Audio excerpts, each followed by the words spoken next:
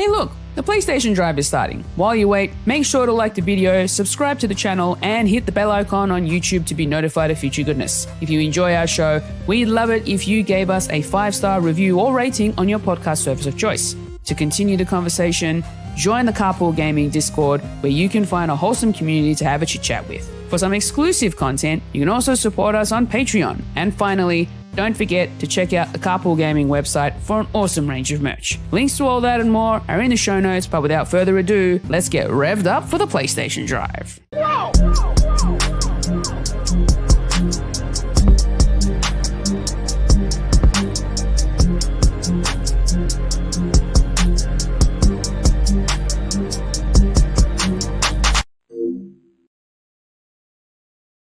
What's good, everybody? Welcome on in. This is the PlayStation Drive episode 177. I'm one of your hosts, Ryan, and I'm joined alongside Matt and Ron. How are y'all doing on this lovely Sunday evening, I guess we'll call it? Or Chunday? Yeah. You said it right the first time.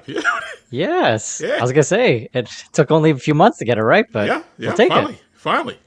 Better late than never. You guys are no fun. That's what I'm very quickly learning. We're plenty of fun. Come on. I get it. You guys don't like Chunday. You prefer just boring old Sunday. I get it. We don't do that here. Anyways, of course, Fulia is not able to join us this week, but she will be back next week. Shout out to Fulia, though. I hope you are having a fun day off today. Love you, Fulia. But in the meantime, Ron, it is Thanksgiving weekend in the United States, so I have to ask you. Of course, I'm obligated to. How was your Thanksgiving? How'd it go? It was great. It was plenty of food: turkey, ham, green beans, mac and cheese, stuffing. I think I'm forgetting some other things, but it was all delicious. Quite a little bit of a food hangover, because that's like 3-4 days in a row. So, yeah, I'm good. Oh yeah, eh? Dang. Yeah. Nice. Eating good for a few days. I like it. Mac and cheese too, eh? Oh yes. Mac and cheese is a staple. Can't have everything without no especially mac and if you're cheese. in like a southern state. Really? Yeah. Mac and cheese is a staple for every family gathering, and it's good mac and cheese. Interesting. Too. Mm-hmm. Matt, I don't know if because here in Canada we don't really have this as much, but like, have you ever really gone into like a nice restaurant and gotten mac and cheese, like gourmet mac and cheese, or like homemade mac and cheese? Because like that is you're missing out if you've never done that before. I wouldn't say it's like homemade, but I've had like, what is it, like at the CNE? Not CNE, yeah, at the CNE, like in the food court, where they sell like mac and cheese for like $10-12, and it's like gourmet style with like bacon or like smoked brisket. I've had those ones. Sure. And not bad. Pretty good. Like it's not like craft dinner mac and cheese. That's starting to sound like a fancy food court, because the food courts here, I don't think they're going to serve great mac and cheese. No, I was going to say, you got to go to like a really, really nice restaurant and get mac and cheese, because trust me, it'll change your whole line of thinking on mac and cheese. Because I heard that little scoff that you did at mac and cheese, where you're like, mac and cheese, really? But like, no, I'm thinking of craft dinner. Yeah. No, not craft, actually, homemade. The thing is, actually, Ron, you can probably back me up on this, but like, the best thing that like we need to get Matt to do at some point is go to like a really good barbecue restaurant in a southern state with a side of mac and cheese, because like that'll blow his mind. Yeah, it's nothing like it. He's telling the truth, Matt. Yeah. All right. Well, Riley King in the chat says that he had awesome mac and cheese in Beertown in Oakville. So it looks like I might have to take a trip down to Oakville. Maybe it's a little bit far, but maybe it's worth it for some good mac and cheese. Yeah, just make it a weekend trip. Take your wife with you. Just say, don't tell her you're going just for mac and cheese. Yeah. Be romantic. Be romantic. Mac and cheese. Be romantic. Be like, I'm going to take you to Oakville. Don't say I'm going for the mac and cheese. Oakville's a nice place. I could sell it because it's like a walk by the lake, but then if it's like dinner's like mac and cheese, like what? But if it's good, Riley King's right. Yeah, you have to understand, Matt. Kind of like Chef Boyardee, they with the canned kind of spaghetti, like that originated from a real meal that's fancy, being spaghetti and meatballs. Just in the same way that craft dinner is like a very, very distilled, like boxed version of like a fancy meal being. And I'm not hating on it. Chef Boyardee and craft work in a pinch. No, but as far as like holiday meals, you got to go with the real deal, dude. Okay. Speaking my language, Ron. That mac and cheese is so good. Oh, God. Oh, man. What have I been doing? Yeah. And also, I have to ask.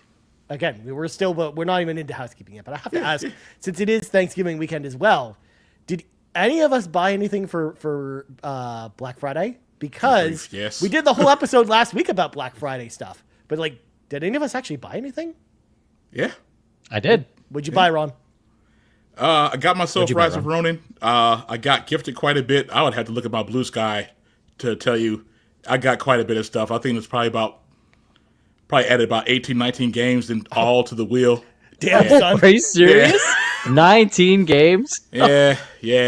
Ron. Yeah. That's Hey, amazing. that's how it goes. Black Friday.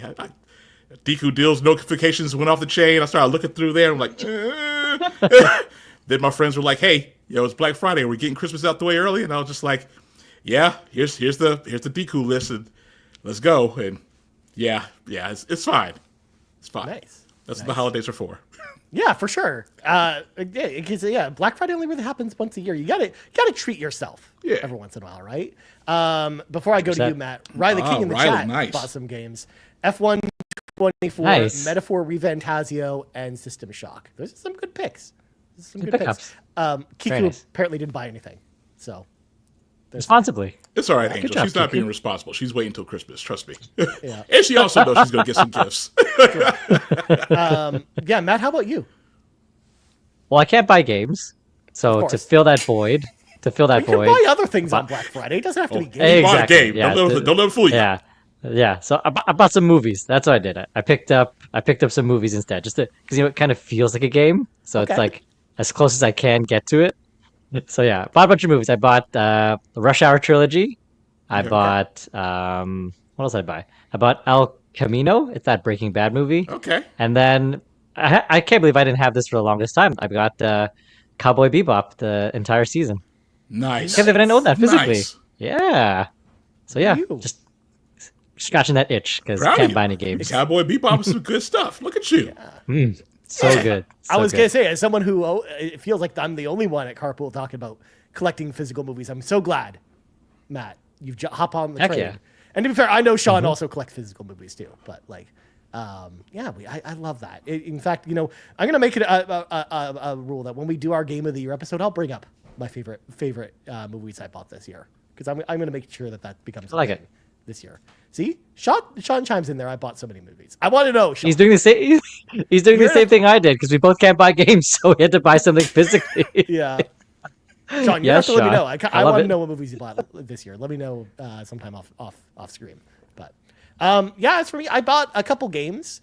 One of the ones I'll talk about, so I'm going to kind of save it for the what we've been playing. But I bought some stuff that I haven't played just yet. Let's see. I bought Diablo 4's expansion, Nice. which we'll talk about on the topic. And let's see what else I bought. I bought the Stellar Blade DLC, because of course I did.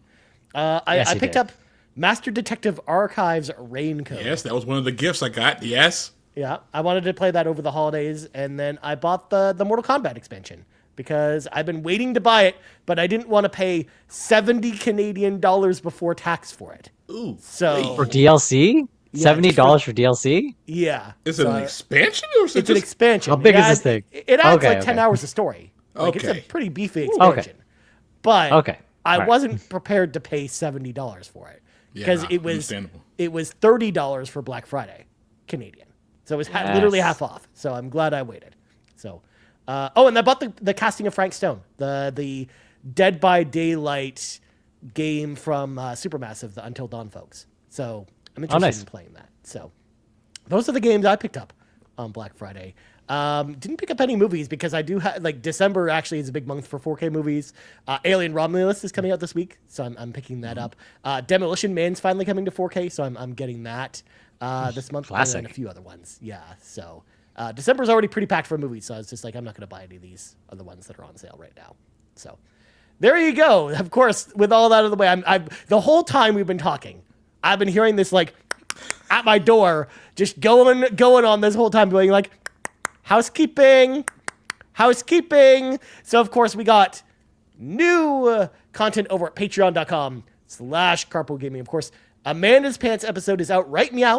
You can go listen to it. if you're interested in hearing all about Amanda's story. She's got lots of them, so make sure to check it out. Also, Fulia, even though she's on the show this week, her episode of the Pants episode, the Pants Patreon podcast for Patriots podcast, is out this week. The questions post will be up on Monday morning or Sunday, if you prefer. So make sure to go ask Fulia all your questions that you have for her. Also, the real podcast with a certain someone on this panel, also out right now, Matt. Of course, you want to tell people about that episode? Yes. Sean and I did a lovely episode for the real. What is it? What's that stand for again? The real Carpool Gaming Podcast. I can't remember. I'm sorry. I can't remember. It's a giant acronym. It's based off the real Canadian Superstore. It's a thing. Thank you. Thank you. It's a thing. All right.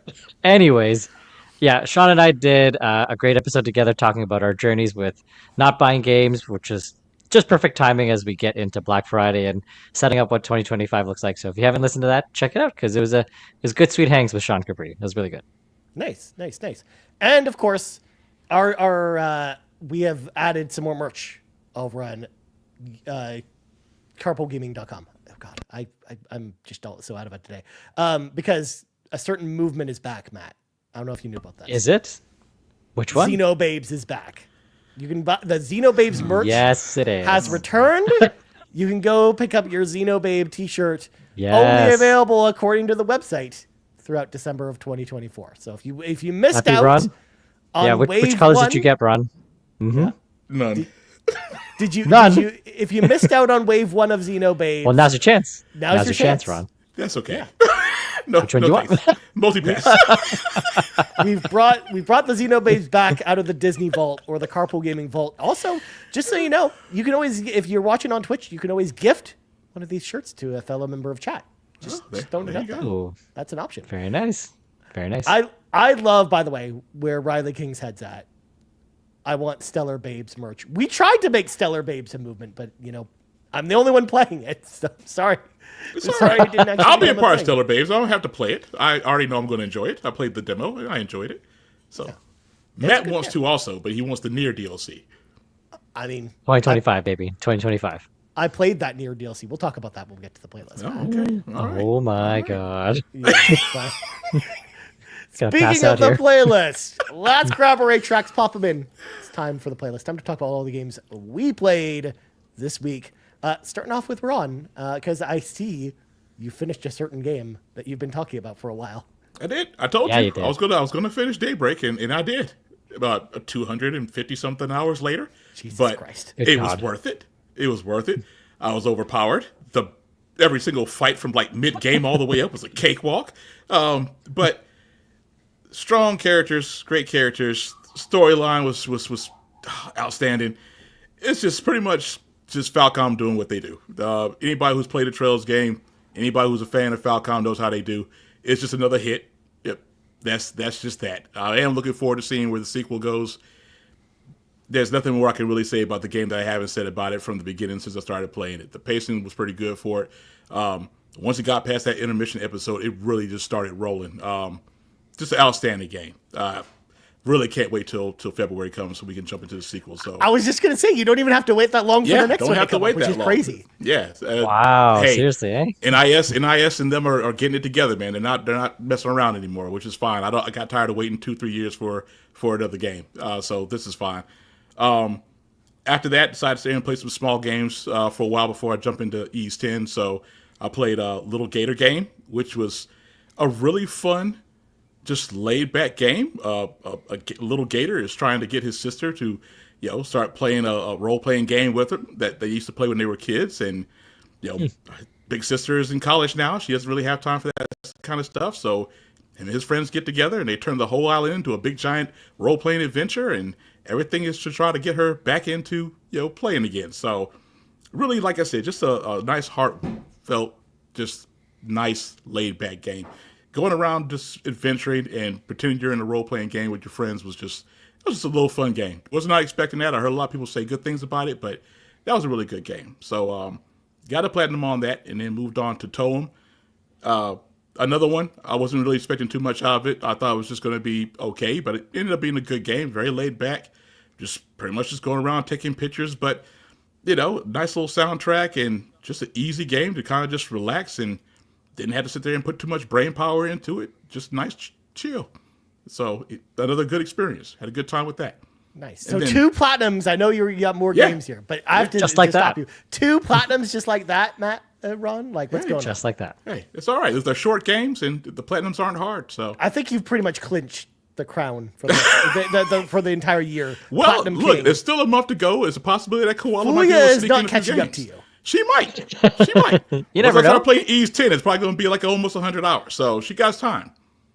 I guess. Just saying. You do know that there's only 30 more days left in the year, right? Don't underestimate She can do Koala. it. Yeah. She can do it. Underestimate her. She can do it. So she might She get just it has done. to. She just needs some My Name Is Mayo games. What is that one? The Hannah Hannah Montana Montana Koala's movie? not going to do that. She's Hannah Montana. No. I'm just saying. Avatar: I'm The just Last saying. Airbender on PS3. Oh my God. There you No. go. She won't do that. She has too much respect Whatever for her it takes. trophy list. Yeah. Whatever it takes. Come on. Ron, continue. I so rudely interrupted you. The last one I started was today, Dannohh. It's okay so far. I'm not expecting this one to probably be high on the bear approval list, but it's okay. Right now, it just seems like a lady who's gone back to her grandmother's house, who passed away, and I guess she's going through old memories. Very early in that. I don't think I'm only made about like an hour or two in. Like I said, it's not bad, but it's just okay right now. We'll see where the story goes, and maybe I'll be higher on it maybe once I'm done. But right now, it's just okay. Okay.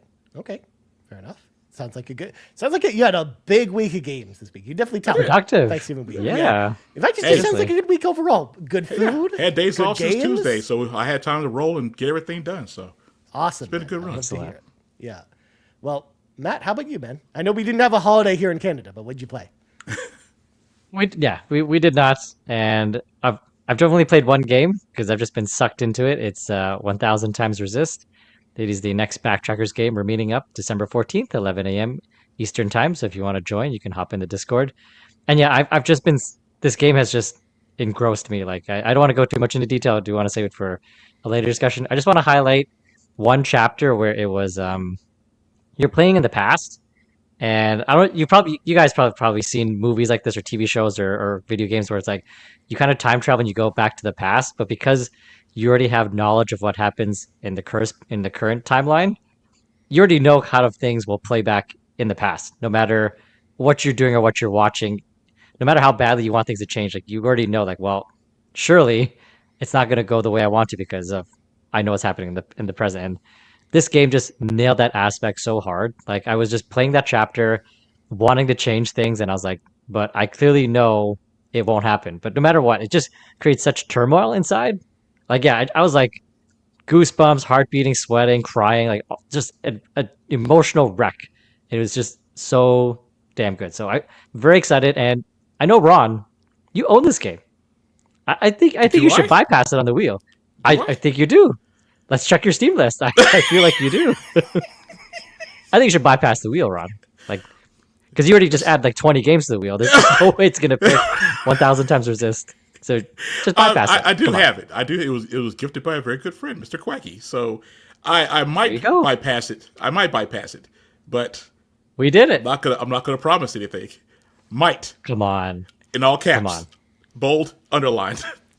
We'll get there. It's such a cool name. 1000 Times Resist. I heard good things about cross it resist. from Open Critic when Seth talked about it, and I know that you're into it, so I think it'll be fine. My friend Max, he really enjoyed it, so I think it'll be a game that I enjoy. It's just that I had other plans. It was not expecting Quack to do that. So Good job, Quag. Good job. What a nice young man that Quag is. he is. He's a very nice young man. Great friend. Nice. Well, I've got to give a shout out before I get into things because Rival pointed this out. We got a new subscriber over on Twitch, Pimp Jira87. Oh. Just subscribed on Twitch. So shout out to Pimp Jira87. Thank you, subscribing. Ribo. We appreciate Doing Thank work. you. Thank That's you. what I'm talking about. Yeah. Of course, Ribo coming in with the sub hype. I'm glad it didn't come in with the various daylight hype at least. That hasn't happened yet today. Yeah, you can keep It's that bear away. approved. It's bear approved. There's No, a seal not very approval. We saw daylight. it. It is not. I saw the picture in the Discord. If you're in the Discord, check it out. There's a picture. Yeah. I Bear saw approved. pictures too. All slander. Yeah. Fake news. Fair enough. All right. So, as for me, I played a pile of games this week. Now, okay. I will throw out there, I'm about to read off a large list of games that I played this week. But I didn't really sink more than an hour or two into any game I'm about to talk about, except for Stellar Blade. Stellar Blade was the only one I sunk more time into than the rest of these. But each of these I played for about an hour or so. So just don't think I spent like so much time playing games this week other than Stellar Blade, which I'm still continuing to play because I wanted to jump into the Nier DLC, Matt. I went and got an upgrade for my drone, which now looks like the drone from Nier. I now have like almost all the costumes, the 2B costume, the Night S costume. I got like all the costumes, and there's not much else to it other than getting costumes and cosmetic things. That's the main reason why it's basically just $10. It's not like story DLC or anything like that, and it doesn't add any music or anything like that. It doesn't bring any. Wait. There's no Nier music. Are you serious? They don't have to. No. They don't have to. You've heard this. Have you not heard the soundtrack from Stellar Blade? Now there is some Nier music that plays when you talk to the merchant, the Nier merchant, but that's it. You're not. They don't like add Nier music to the soundtrack. I feel misled. I feel misled. They don't need to. The trailers had Nier music. No, I mean, you'll understand. Matt, I'm going to just throw it out there. Yes. Final Fantasy XIV had way more Nier stuff in it than this game does. Just saying. So that's the one I should be playing. That's the one you should be playing. I'm not going to turn you away from Final Fantasy XIV. I mean, you should. It's like 300 hours. Yeah, you should also play it because it's a good game. I'm about to say it's a good game, but you're going to have to invest the time in it. Yeah. Oh my God. So just don't buy games in 2025, 2026, and just play Final Fantasy 14. That's what you get your money's worth out of that because technically you can play it for free. Well, until he gets to a certain point. Yeah. When he actually gets to the Nier stuff, he'll have to start paying, Ron. Ryan, we gotta be real here. By the time that Matt actually gets through the point where he has to pay for it, it'll be 2028. Oh, well, that's also true. See? That's also true. See? But yeah, what do you need? Okay, so it's mostly cosmetics. It's mostly cosmetics in Stellar Blade. Exactly. Yeah.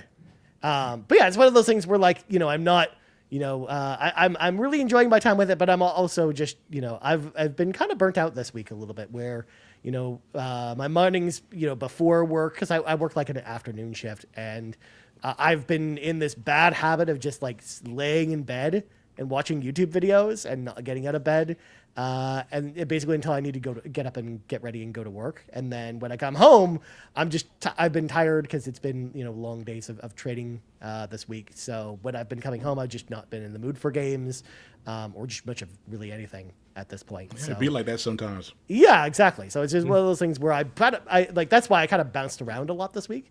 As we're gonna talk about, but I'm still really enjoying Stellar Blade. I'm close to the end, but I'm also taking my time with it because I'm going for the platinum, and I will get the platinum for. Very nice. So, yeah, because I'm just enjoying it that much that I really want to get the platinum. But I talked about it a lot last week. I want to move on and talk about some of the other games.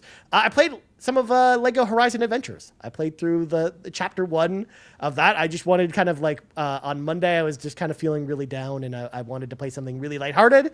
And I hopped into Lego Horizon, and my frown was very much turned upside down because I had a lot of fun playing it, actually. Good. One of the things I actually appreciate about this game is the mechanics and how it brings the mechanics of Horizon, the Horizon series into this. Like you've got, like you can do stealth by hopping into little like fields as you kind of like, sneak around. When you're fighting the robot dinosaurs, you're like trying to aim for their weak points that are then highlighted by your focus by like knocking off like their different parts and stuff like that to kill them quicker. There's just so much that love and attention and detail that they brought over from the Horizon franchise that you could tell that the team that made this, because it wasn't Grill that made this, but the team that made this, you could tell that they really, really liked Horizon a lot, because the love and care was there. But also what was interesting about this too is similar to other Lego games, you don't have as wide of a roster of playable characters as you do as like something like Lego Star Wars, but you have more than just Aloy to play as, and each of the characters has like their own unique move set. Like some of the characters like throw bombs at the enemies, some of them throw spears that pierce through multiple enemies. Like it's really cool how they went and translated this. So I'm eager to play more, but this is just a fun casual thing where it feels like a traditional Lego experience, which sometimes, again, if I just feel like I need like a happy-go-lucky kind of fun game, like this is the game I'm going to pop on because it's actually a lot of fun. I'm really happy to hear this because maybe I'm just on the wrong spots in the internet, but the internet was just, at least where I was, they're just poo-pooing all over this game, saying it's like one of Lego's laziest games, or this is like a complete bomb for like Sony. But what you're describing to me is everything that I would want from this concept. Like, what else would I want? It's exactly what chill game, Lego, and like you said, giving love and attention to Horizon. Like, you've kind of sold me on this because, And like, yeah, I don't know what I was watching. And like the story is actually kind of fun. Like they basically do like a truncated version of Horizon Zero Dawn story, but in like a fun way. Like they have some funny moments. They have this narrator, which is just Ross's voice. But I love just all the little like hints and stuff like that they bring to the old series, while also introducing some fun elements like Hot Dog Guy, who's like a reoccurring character that becomes like this dude that just shows up on screen and just does like a screen wide clear of all the enemies. They had like little fun things to it, and I'm actually enjoying it much more than like something like Lego Star Wars The Skywalker Saga, because I felt like that was like it added too many mechanics and it kind of felt just more complicated than it needed to be. So this is actually probably like the Lego game that I've enjoyed the most in a while. So like I said, I want to play more, but I only really played like the first chapter because I didn't really get to sink my teeth into a bunch of it. But that's a game that should have worked on paper, but absolutely did not work in practice. Funko Fusion. There's a trial available on PlayStation Plus, and this was a game like I was really interested in because I loved Lego Dimensions, because I loved the idea of like a bunch of franchises crossing over in this fun kind of like chill game. And the franchises in Funko Fusion are actually pretty cool because you got like Scott Pilgrim, Battlestar Galactica, just a bunch of really, really fun franchises kind of crossing over, ones you wouldn't normally expect. But man, this game was such a letdown. It's like almost like this third-person shooter. The graphics are really dull. The attention to detail is really dull. Like the environments are really dull. Like it's just a very dull game. And yes, I know Riley says I could have told you that from the trailer. You absolutely could have. But I want just like the Matrix. Someone can describe the Matrix to you, but you really won't know the Matrix until you see it for yourself. Yeah. And sometimes trailers can be misleading. So you never know sometimes. Or likewise, I've talked about it on the show before. I've enjoyed games that people don't like, that have bad Metacritic game ratings, and that's okay. Like that's why I like to try stuff out. And again, it was a free trial on PlayStation Plus, and one night I just needed like just a chill game, and this was not. This was a test of my patience. This game sucks. Damn. So. Jesus. Definitely not a game I would recommend. Damn. Next game, I received a code for because I wanted to kind of try out this game with all the Game of the Year hype. With the Game Awards coming up, that is Balatro. I played Balatro for the first time this week, y'all. It's a card game that's also a roguelike game, and y'all know I don't like roguelike games. Yep, I'm not really a fan of poker, but let me tell you what. After 2 hours of playing Balatro, I could tell exactly why people like this game. Because the gameplay loop is very addicting, and it's really interesting. Like you can really have like a run that basically lasts like 20 minutes and you're done. Like it's kind of a very pick up and play experience. I could definitely understand why people, especially on mobile, are really enjoying this game as well, or on Switch, because it seems like a really good portable game. But it's just not really a game for me. But I can definitely understand why people really enjoyed this game, and I'm glad I tried it. Because I now understand, like, okay, this is why Balatro is getting all this praise. This is why people love this game. So that was just cool to just check out this week, kind of my off time. But yeah, I know a lot of people have been discovering over the last 2 weeks how the power of Balatro and how much they like this game. So really interested to see if people are going to have that on their Game of the Year list this year. And then final thing I played is something I mentioned during the Black Friday sale, Diablo 4 Vessel of Hatred. The new expansion for Diablo. I didn't pick it up when it came out because it was very expensive. It was basically the price of a full price game, and I didn't want to pay full price for it. I wanted to pay a discounted price, so I waited till Black Friday, where I think it was 25% off, which was good enough for me. So I think it was like $40 Canadian to grab this one. So I wanted to play it, and Diablo 4 has received a bunch of different updates since the last time I played it, and man, hopping back to Diablo 4 was super fun, especially because I'm playing as the new class, the Spiritborn, which is basically like the monk from Diablo 3, where you're it's all about martial arts, but you're mixing in these different animal abilities that you have, because you're invoking the power of the centipede, the eagle, the jaguar, or Ron's favorite, the bear. You can use the power of the bear, invoke the power of the bear in order to take down your enemies. And it's so much fun. Like I'm kind of falling back in love with Diablo 4 all over again. So I'm thinking maybe that's kind of the game as service game I play for a little while, like balancing that. I haven't actually started the expansion because I wanted to go through the campaign for Diablo 4 again. Because it's been I haven't played it since since Diablo 4 came out. So I'm doing that. I'm basically playing through the campaign again, but this time as the Spiritborn character and just having a blast playing that. So there you go. But yeah, like I said, I'm only like 2 hours into that. I didn't really get a lot of time to play Diablo this week, but I'm going to. More Diablo to come. Please be excited. Well, friends, it's now time to shift into topic of the week. Because someone's celebrating a very special birthday this week. PlayStation is. 30 years of PlayStation, of course. The PlayStation turns 30 on December 3rd. So on Tuesday, we will have a celebration of all things PlayStation. Or Tuesday. You knew that was coming up. You knew that was coming, Ron. You knew it was coming. All right. Come on. Fine. Don't be surprised. You knew it was coming. 30 years of PlayStation. We're going to go ahead and kind of celebrate. Now, we're not going to probably do our origin stories. We can talk about, our favorite PlayStation memories and things like that. Because but we already did kind of an episode about our PlayStation origin stories, which is our first episode with introducing the new crew. So y'all can go back and listen to that if you want to know kind of where we started. I know Fulia, as an example, had a great story about the PlayStation 1 and Anacorda tennis. So make sure to go listen to that episode. That was great. But we thought we would talk about kind of some of our favorite PlayStation consoles and games and just talk about just 30 years of PlayStation. I thought it'd be fun.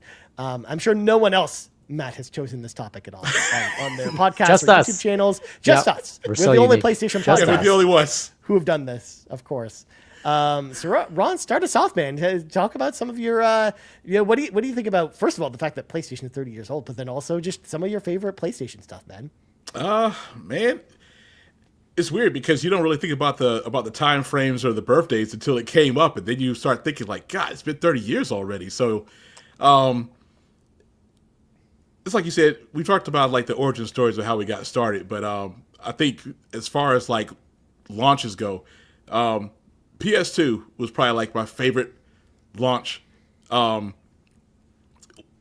when Funko Land and EB Games and all that was around, staying out for the midnight sale, hanging out with a whole bunch of gamers and stuff, and everybody was having a fantastic time.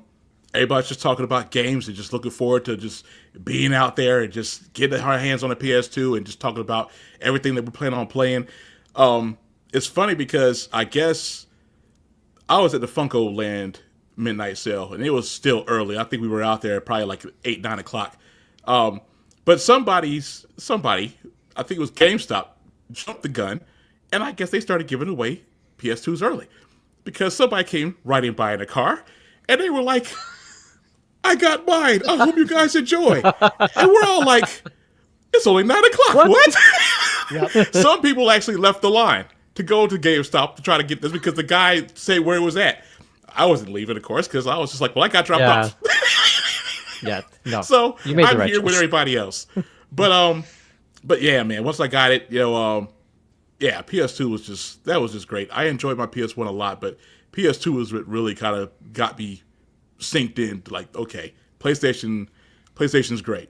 And the Ratchet and Clank series, I think was probably like that was like my go-to on PS2. As much as I enjoyed God of War 2, both outstanding games, but it was something about that Ratchet and Clank series that was just, I think it's underrated. A lot of people do not talk about Ratchet and Clank as far as when it comes to like their best PS2 stuff. You always hear God of War. And you always hear about like a lot of role-playing games as well, but yeah, Ratchet and Clank was just really great, and that's really what got me in the door with that one too. I love Ratchet and Clank. Yeah, that whole trilogy. on PlayStation 2. People loved it. In fact, like the PS2 was, for Sony first party, was like the trilogy's console with Jak and Daxter, Sly Cooper. There were a lot of trilogies that they had kind of the first party games. SOCOM. Like SOCOM was SOCOM. I forgot about them, and I always forget about them. Yeah, it's a shame because SOCOM was good too. Yeah, the Grand Theft Auto trilogy, of course. Yeah, of course. On PlayStation 2, like lots and lots of trilogies on PlayStation 2, because that was just that era where games just came out a lot quicker. And don't forget about your favorite Final Fantasy, Ryan. Final Fantasy X. I'm just gonna Is that his actual favorite? I'm not even sure. Oh, hell no. No? Oh, It's not his favorite. If you want to find out, Matt, there's a Final Fantasy tier list over on the RPG Cave. There is. Feed. There is. And that was a good episode. I ranked every single Final Fantasy game. He was a little bit kinder than Final Fantasy 8 and 9 that I was expecting. Final Fantasy 8, Ron, was one of the lowest rated games. I know, but it was kinder than I thought you were going to be. I mean, it's still better than Final Fantasy 2 on NES, okay? That's not hard. Yeah. You're not lying. No, the Final Fantasy 2 and 3 specifically were the ones I rated higher than.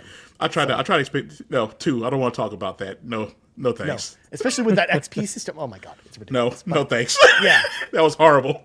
What's interesting about the PlayStation 2, Ron, is like at the time, even though I was really into PlayStation from the PlayStation 1, I didn't pick up the PS2 at launch because I was like all in on the Dreamcast at the time. Nothing wrong with that. And then I was really excited for the GameCube specifically because Metroid Prime was coming out. So understandable. The PS2 of that generation was actually the last console I got because I got the original Xbox before that too, when Knights of the Old Republic came out. So what's interesting, actually, now that I look back on it, the very first, in fact, actually no.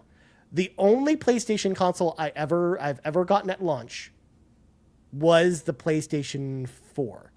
That's it. That's the only one I've gotten at launch. Because PS1, I got much later into its life cycle. Same with PS2. PS3, I didn't get right away because of the price point. It was too expensive. Yeah. And then, PS4, I got right away. I was there day one because the PS3 really won me over to the PlayStation, back to the PlayStation ecosystem from Xbox. And then PlayStation 5, I didn't get right away either because you just couldn't find one. So, yeah, that's kind of for me. But what about you, Matt? What do you think about this? When I look back, number one, I feel old knowing that PlayStation's 30 years old because that means we're older than that. Yeah. But just just thinking about such an eclectic history, and I know PS2 and PS4, my personal favorite generation is still PS4, but there's something about PS3 Sony, and not the beginning when they launched arrogantly, but just that last half. Who doesn't like an underdog story where PlayStation came back, right? And they were down, they were really down at that point against Xbox. But for them to really double down in terms of we're going to come out with the Slim, drop the price, and just do what everybody wants from a video game console: make good video games. They just started firing them out, Uncharted 2, Uncharted 3, The Last of Us, Sackboy. They just doubled down on it, and just the fact that they were able to turn the ship, I miss that Sony PlayStation. So to me, that one really stands out, and that kind of obviously just segue right into PS4 because you could see they kept that same mentality where they just doubled down and just said we're gonna make good video games from the beginning all the way to the end of the PS4 life cycle, and just they just doubled down on just what's gonna make our user base happy with the console. And just again, they just came out swinging. And when I think about PlayStation, it's obviously about their first party exclusives, and just PS4 to me just solidifies it. And I don't want to be poo-pooing on PS5 so soon, but it's year 4, right? Is it not year 4 of the PlayStation 5? 4. And and so that's, in my mind, that's more than halfway of the life cycle at this point. And there's been some really good games. I'm not, I have lots of good memories on it, but is it to the same caliber as PS4? Yeah, it's not on PS4, PS3 level, that's for sure. Yeah, I still don't think so. Like Ron said, I truly don't think so. And maybe I'm wrong, and maybe the next 3 years we'll see something, but I doubt it. But when I look at PS4, I know The Last of Us came on the PS3, but to me, The Last of Us remastered, that's a real remaster. Okay, that's one that's justified. Okay, because it looks damn good in the PS4. So for them to come out with that one, I think it's like $20, and then just everything, right? God of War, Horizon Zero Dawn, The Last of Us Part Two, Ghost of Tsushima. Like those are just some of my personal. Miles Morales, Spider-Man. Like this is all first party stuff on the PS4, and then you got the third party stuff. Like they're just firing on all PS4 was a cylinders monster, at that man. point. Yeah. Yeah, like it's just my favorite. And I kind of missed like the days of play. And I know we still have them, but you know how like they came out with like special edition consoles for days of play. Like I miss that stuff. Like I know it's expensive, but just I was always excited not just for the days of play to see the sales, but I was like, I wonder what the new special edition console is going to be, because some of them look pretty good, man. Like that blue one with the gold trim. That one's a beauty. I don't know if you know what I'm talking about, but that I've seen metallic it. blue and the gold I've trim. seen it. Oh, so beautiful. So yeah, man. Just again, I do recognize, obviously PS2. Obviously that was that they announced it 160 million. 160, yeah. Yep. Yeah. We finally Cool, got cool. the updated total for PS2 Yeah. with the 30th anniversary website that they just put out. That's I don't think anybody's gonna catch up to that. That's a monster monster. Switch number. might. You think Yeah, so? well, Switch You is think getting so? close. But to be fair, a lot of people were buying PS2s also because it was the cheapest DVD player, so that kind of helped as well. Yeah. Well, there's Smart not move, only that, but Sony? like Smart move? in like Yeah, Brazil smart. as well, or like other South American countries, like PS2 was still selling well in 2017, as an example. Good lord. Are you serious? Oh Yes. my god. Like I mean, it's big enough library, so it makes sense. But because Matt, I don't know if you knew this, but in 2017, I believe it's 2017. Comments, feel free to correct me if I'm wrong here. MLB The Show came out on PS2 that year. wow. It did really? Yes, I thought it was. And so did I Just didn't know it Dance. can't launch on PS2. Good lord. Okay, fine. Because at the same Yeah, I time, can it see was that. also they were also like Ubisoft was still making Just Dance for the Wii, and it was basically the same version that was on PS2 at the time, which is just funny to think about. So Good lord. yeah, But Matt brought up a good point. Aggressive Sony is so much better than usual laid back Sony. Yeah. Aggressive Sony is great Sony. yeah. So Well, And I let's know look at Riley how- brings up a good point in the chat here that I wanted to point out. Isn't that part for the core AAA games are harder to make right now? They just take so much more time, and absolutely, I think that's Yeah, why. yeah, I think that's Sony wants to get more games that falls out the into door it. and be aggressive. I just don't think they physically can because of development costs and how long it takes to develop games now. and the landscape is different now. I mean, we gotta be honest. Xbox is not what it was. So things have changed Landscape's quite a different. bit. And let's think about what was Sony focusing on the past couple of years. Live service games. There you go. Look what happened. Yeah. Like, I'm just saying. I'm just Their saying. games is still coming out. They haven't Yeah. canceled it yet. Yeah, so. unfortunately, yeah. So later half of PS3 and PS4, that was all about getting revenge. That's what they were doing, and I enjoyed it. I 'cause miss it. we all benefited, and even with the PlayStation 1, that was a story of revenge. Oh my God, you're Nintendo right. stabbed him in the back, and all of a sudden, Ken Kutaragi was like, "I will never let this happen again," and, and PlayStation turned into a. Thank you, Nintendo. You and Xbox turned Sony into what they are. But yeah, it's just aggressive Sony That's is true, though. so much better. I think a lot of PS1 people had forget to about prove a the- point. Yeah. Ken Kutaragi, he wanted revenge, man, and he got it. Whereas PS5 has just been sitting on top the whole time, and it will continue Yeah, to sit on yeah. top. and- This is and it becomes lazy Sony. again, Yeah, which is yeah. okay. Yeah, but cool, man. Yeah, as for me, like it's PlayStation 1 is a really special console for me. It always has been. I've talked about this on the show before, but like all my friends had N64s when the PlayStation came out, and I was reading about it in magazines like Game Pro and stuff like that because I was still reading gaming magazines back then. And I was like, oh, what's this Sony console? What's this PlayStation console? I only know Sony from TVs and stereo systems. But it wasn't really until I wanted to learn more about where the newest role-playing games were, because I was really getting into role-playing games at the time, and where kind of my love for role-playing games was starting to come from. And it wasn't really until I did that research it was like, oh, I got to get a PlayStation in order to play some of these. So, that's when I bought my PlayStation. I saved up a bunch of my allowance and went and bought my PlayStation console with Lunar.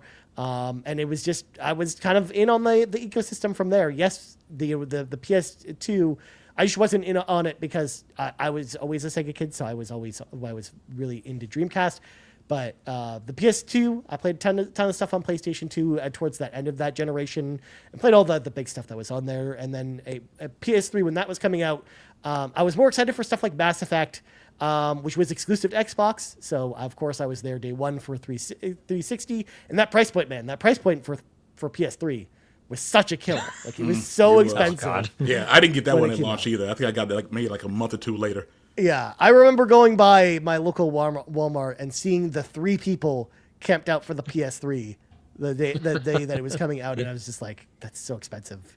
I would never want to just camp out outside a store for that console. I mean, one, you're walking around, you're basically just asking people to rob you at that point. But 2, that's so much money. That's so much money to spend to play Resistance: Fall of Man.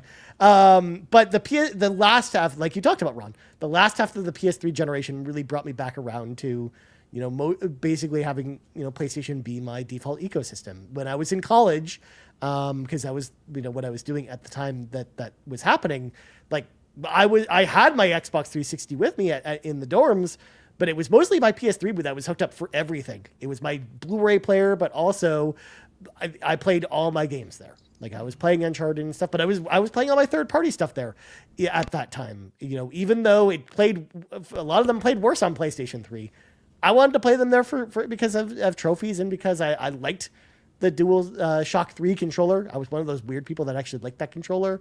So that was really what kind of brought me back into PlayStation as like it being kind of my main platform. And yeah, PS4, as you guys talked about, really solidified things. My favorite PlayStation console is still probably the PlayStation 1 because I love just the weird library of games we have on the PlayStation 1. But man, the PlayStation 4 was such a great console. Yeah, 4 was the beast for me. I think PS4 is probably my favorite, but it's like you said, PS1 kind of has that special place for me because that was my first PlayStation console, and like you said, talk about just a variety of games, man. They had pretty much everything that you wanted to play. You could tell that they were so experimenting with everything. Like people were just taking ideas and then just throwing them at the wall, and they're like, "What if there was a game where you played as a mosquito? Like, why don't we just make that?" about that. Yeah. I mean, that's as if Jumping Flash wasn't enough. Yes, exactly. Jumping Flash, Bubsy 3D, Pepsi Man, like PlayStation 1 was a weird. So many things, man. So many things. Yeah. What? So then we just talked about our favorites consoles. Matt, what was your favorite PlayStation console then? If you had to pick one? It's got to be PS4 for sure. Even though it's not my first one. Like my first one was the PS3 Slim. That one, it's got nostalgia feels, but PS4 for sure. Like my favorite games of all time, like that's where they launched. Like I have those memories with it, like The Last of Us Part 2, Nier Automata, Resident Evil 2, Miles Morales. Like those are Legacy. all. Don't forget about Lost Legacy. Lost Legacy, Uncharted 4, like just like there's just Red Dead Redemption. Like it just goes on and on. Like it's gonna be PS4, and like I said, PS5 is got some good games, but like I don't think it's gonna be at the same level. And jumping forward thinking to what the next 30 years of PlayStation, maybe I'm just being, again, a bit of a downer today, but like I don't know if I'm excited for, and not just PlayStation in general, but just like video games moving forward. I don't know what the next 30 years is going to look like. Like I'm thinking, well, don't you remember PS6? Matt? We got to see Yes. what the next 30 years of PlayStation looks like. Do you remember the commercial from 1999? The PlayStation 9 commercial? No? What's that? Is that the one that had the crystal ball? Yes. Ron remembers. I remember that Ron remembers. I do. This, of course, for video viewers, this is the commercial. Oh, yeah, the PS9. In 1999, for the PlayStation 9, it's got mind control capabilities. And it's coming out in 2068. Yeah. Just inhale the stardust. Yeah, just inhale the stardust. What is this? And it just, you're seeing the game as just your reality. It's got BioLink. Look at that. You're just punching and kicking people in real life. Ready Player this One a without real the commercial? rig. Yeah, Yes, this is a real Sony commercial. From Sony. I'll never forget it. Why? Why not? Why not? Yeah. Look I how want to play ruthless video it is. games like this. You're No swimming thanks. with a Man, mermaid. it's Ready Player One without the rig. Come on, baby. Inhale kinda and go. No. Yeah. Of course. Yeah, the best part of this commercial is again, like it's got the PS9 here as we're seeing here, and it's showing off the console. But Crystal it's ball like of magic. this was the beginning of this though, the PlayStation 2, because it was actually a PlayStation 2 commercial. They knew what was up. Sony's. Yep. Sony's Just wild crack the back ball then. open and inhale, What? baby. Yeah, Jesus. we're gonna so yeah, that's what the future of PlayStation looks like, Matt. We already seen the PlayStation 9. They showed us. Yeah, they showed us. Yeah, coming 2068. That's right. You know what? No. Nope. I'm just going to stick to my physical games on PS4. Nope, I'm just going to play you them don't need over it. and over You don't again. need it, Matt. Only thing for PS9 that you need is good sinuses. That's it. Inhale. Yeah. Boom. I was gonna say, Matt, you know, what if you were the controller? Yeah. What if you were the controller? Imagine that. How much You are they like your going to horror charge me game for so this? much, now you can be chased in real life by the horror game. All in Yeah. your mind. Come on. Oh my god. No, Yeah. I didn't ask for this. I don't want this. 2060? Yeah, 2068. I'm gonna be in my 70s. I will literally die from a heart attack playing this game. No, that's not what I want. I'm just gonna play Stardew Valley on my PS4. But look, I you don't could, care. You could Forget it. play Stardew in PS9 as well, but you'll be doing the work for real. I just had to pull that up because you were like, what was the next 30 years going to look like? I'm like, they already showed us. We already know. I'm looking forward to it. So wow. Who doesn't want to inhale Stardust? Let's do it. But no, to seriously answer your question, Matt, you're right. Because like, what is really the next 30 years of video games even look like? Yeah, it's gonna- crazy. It's Just thinking changed so about it. much in the last 30 years. Like, what's going to happen when the PlayStation 9 actually comes out? Will it have some weird, crazy technology? Are we going to have like plugs in the back of our necks to then plug a thing into, just like the Matrix, and we just zap Oh into the boy, game? I don't know. How's I'll that take it going? that far. I don't know. I don't want that. Ugh. Yeah. No. Yeah. Good God. I don't know. I'm just worried about like how they're just gonna stick to like all streaming. You don't have a box anymore. It's just everything's available on like in a TV Well, or that's just something like coming. that. And I'm so old fashioned. Just I think give me it's my going to physical depend too games. on how the internet is for everybody. We still got places, at least in the United States. I don't know how it is in Canada, but we still have places in the United States that aren't even working with solid broadband yet. So I can't see them really relying on cloud gaming just yet. I'm not saying it's not going to happen, but there's still some improvements that need to be made with like the infrastructure as far as broadband for everybody goes. Yeah. We in Canada are a little bit better than the States, but I know there's large parts of the United States that only have dial-up still. Yeah. Like are still on you AOL serious? at this Yeah. point. Are you serious? Yes. Dial up. Yes. Yep. That's Drive barbaric. out in the middle of Oklahoma, Matt, and all there's available to you is AOL dial-up, as an example. I'm sorry. I feel like in 2024, like high speed internet is like a necessity, like water. You'll be Like surprised, electricity, man. Especially a lot of like those gas. rural towns. A lot of those rural towns, they are not rolling like that. And I mean, there's some parts Dang. in Canada that are like that too, Matt. Like if you go to like northern Quebec, there are places that are like that. Yeah. Like if you go to like some places Damn. in Northwest Territories, like there's places that just do not have solid internet. Like at my workplace, we actually have to get footage from the Northwest Territories Bureau all the time, and their internet is not good. So it takes a long time to get things from them. So it's just like, yeah, like their like internet in a lot of places is not not nearly as good as we have it here in a lot of Ontario, which is crazy to think about. But but I do think that day is coming though. Like in the next it probably won't happen next console, but I would say by the time the PlayStation 7's out, it'll probably be just streaming only. I would imagine. I can see That's that. just so weird. That's just I just can't fathom that still. And then, like, are they still going to sell collector's editions? And it's like, I don't even need a digital code now. Physical So is going to what's in totally the- be over, Matt. It's going to be No, over. it won't be Oh over. my It'll God, be because I can't. look at I vinyls or look at 4K movies. Like streaming movies or like streaming music is so popular, but people love that physical thing. Like there are tons of people out there like Matt that will want a physical product of some kind. Dozens. So And people you never know. Dozens. They might sit there and do it where the streaming is is the go-to, but they still might sit there and sell consoles, just not in large quantities. or they might just sell like collector's boxes, kind of like what we see for like Square Enix do or Bethesda do for some of their games, where they'll sell the collector's edition for the game, but without the game. Or like they might give you a code for the game in the box. Like the That God of kills War me. Collector's Edition. The God of War Collector's Edition had a code for Ragnarok in the box. It didn't actually have the disc. Sure did. Something like that. Like that's probably kind of the future of what you're kind of looking at for physical stuff for games. Or just people are gonna do stuff like they do now, where they'll make brand new like PlayStation 4 games on disc, as an example, as like a retro console, kind of like how people still make brand new NES games now. Yeah. Like, I think that's the type of thing you're going to see more of. You'll find out the soon, physical man. side. Herman's going to have a I was gonna press say. conference 2 years from now. He's going to tell you PS6 will be digital only. Physical's dead.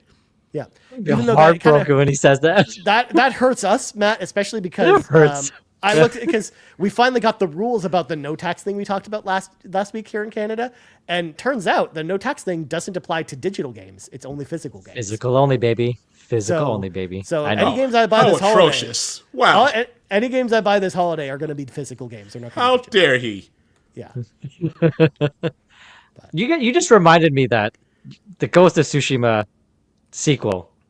I'm gonna buy a collector's edition without a physical game in that thing. It Am I probably really? will. Oh, yeah. You'll get a nice case. No, no.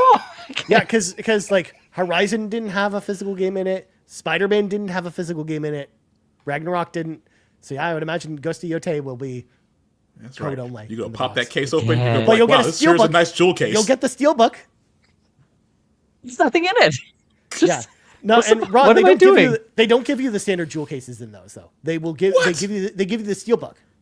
Oh. Instead. Well, there you go, man. There's See, nothing. it'll still look nice. There's It's just nothing in it. You open it and a tumbleweed No. will go by. That's all. They call the See? steelbook, by the way, not a steelbook, but a display case in quotations. Oh, you that's go. just It's a display- insulting. That's just That's- what a great insulting name now. for A it. display case. Yeah.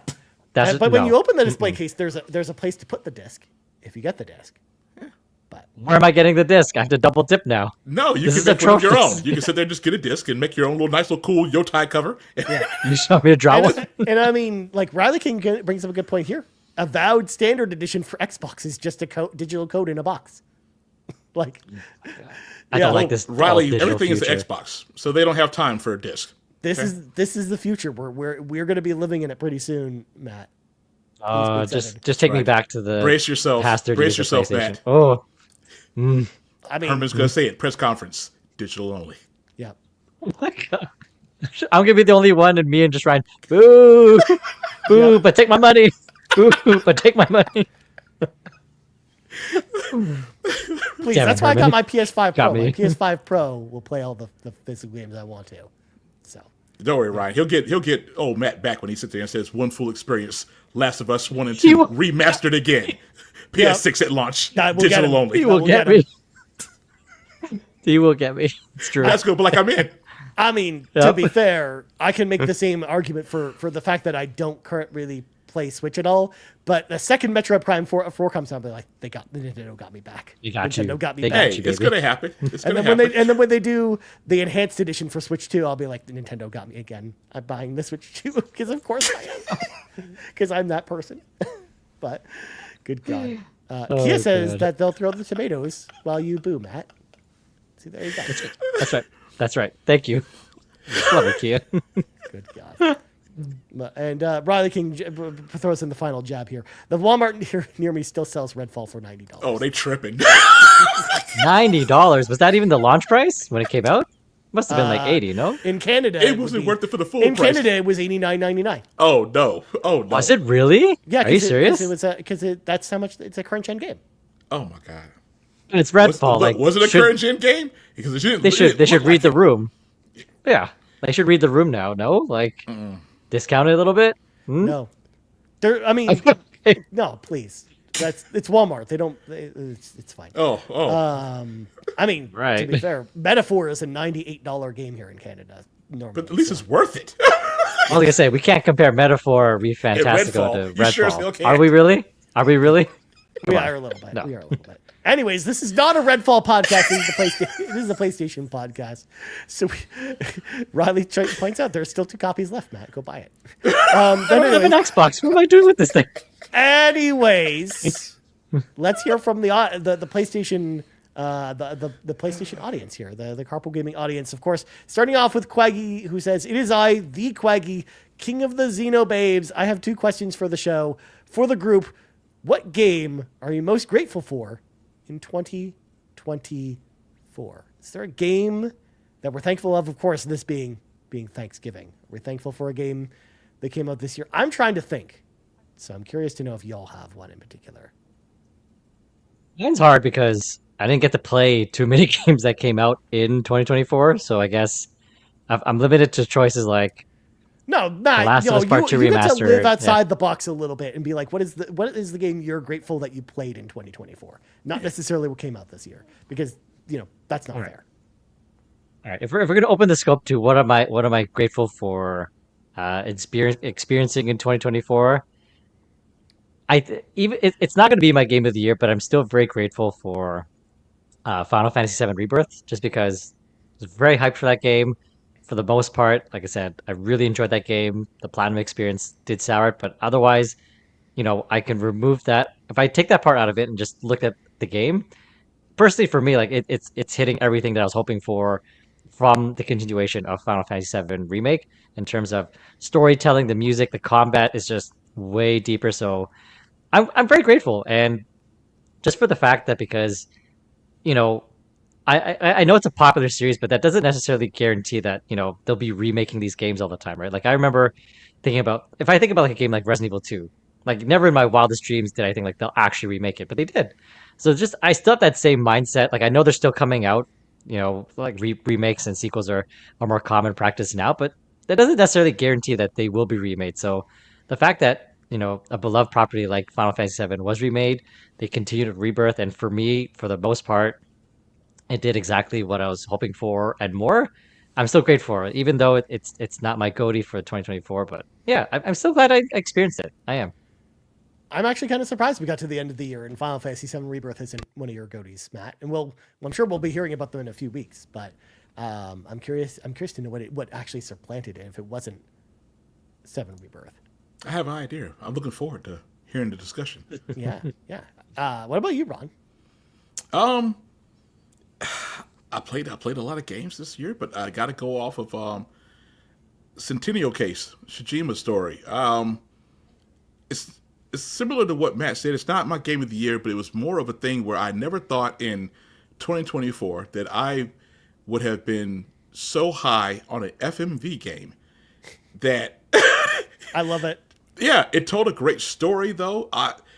I was just completely just intrigued by it. I mean, when I wasn't around the house, found myself thinking about playing it, getting back to it. It's just that game just completely surprised me, and yeah, I'm super thankful for that. I don't know if we'll ever get another game from that series again, or if Square Enix will be nice enough to let that dev go at it again. But man, that really surprised me. I was not disappointed by that game whatsoever. It's just an FMV game in 2024. I never would have thought it. It's in the game year running for me, but I don't think it'll take it. But God, man, that was such a great game. So yeah, very thankful for that. Nice. I'm surprised you didn't say Daybreak because of how many hours you've had with it, but I know Yeah, that was a no surprise. Yeah, that's one of those things where like Daybreak is as outstanding as the game was. It's just one of those things where I kind of know what I'm going to get with that. Yeah, they might throw in some new systems and stuff like that, but I know that Falcom's going to deliver for me, so that wasn't really a surprise. Okay. Yeah. Well, I'm going to continue the train here by saying this next game is not going to be one of my games of the year. Which is actually kind of surprising for me because this is an expansion to a game that I love, and every one of these expansions have always sat in my game of the year list basically ever since that first expansion came out, Heaven's Word. Of course, I'm talking about Final Fantasy XIV Dawn Trail, but the reason I'm thankful for it this year in particular is because it allowed me to do something this year I've never done before, which is stream an entire long game from start to finish on stream. And that was a really, really special time of the year for me, where I literally took the week off work. I streamed Final Fantasy XIV basically for 10 hours a day. Yep.